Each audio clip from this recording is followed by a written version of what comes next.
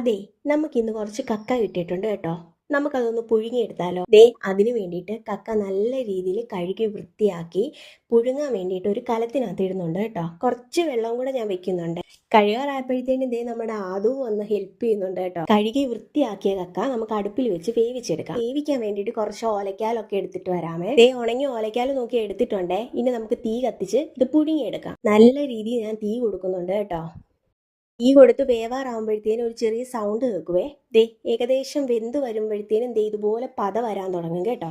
പത വന്ന് തുളുമ്പി കഴിഞ്ഞ് കഴിയുമ്പോഴത്തേനും അതിൻ്റെ അകത്തുള്ള അഴുക്കൊക്കെ പോയി എന്നർത്ഥം. നല്ല രീതിയിൽ വെന്ത് വന്നിട്ടുണ്ട്. ഇനി കുറച്ച് നേരം അടച്ചു വെച്ച് അതിൻ്റെ ചൂട് മാറ്റിയിട്ട് നമുക്ക് പൊളിച്ചെടുക്കാം. പൊളിക്കാൻ അത്ര വലിയ പണിയൊന്നുമില്ല. കക്ക ഓരോന്നായിട്ട് ഇനി നമുക്ക് പെറക്കിയെടുക്കാവേ. ദേ കക്ക പെറക്കാൻ തുടങ്ങിയപ്പോഴാണ് കേട്ടോ ഇങ്ങനെ ഒരു കക്ക കണ്ടത്. ഇതിനകത്ത് ഇനി കക്ക ഇറച്ചി ഉണ്ടോ അതോ ഇനി ചെളിയാണോ എന്ന് അറിയാൻ വേണ്ടിയിട്ട് നമുക്കൊന്ന് തല്ലി പൊട്ടിച്ച് നോക്കാമല്ലോ എന്ന് വെച്ച് ഞാൻ ദേ എറിയുന്നുണ്ട് കേട്ടോ. എറിഞ്ഞ് ഞാൻ പൊട്ടിച്ച് കേട്ടോ. അത് പൊട്ടിച്ച് കഴിഞ്ഞ് ഞാൻ തുറന്നു നോക്കിയപ്പോഴത്തേനും ഞെട്ടിപ്പോയി.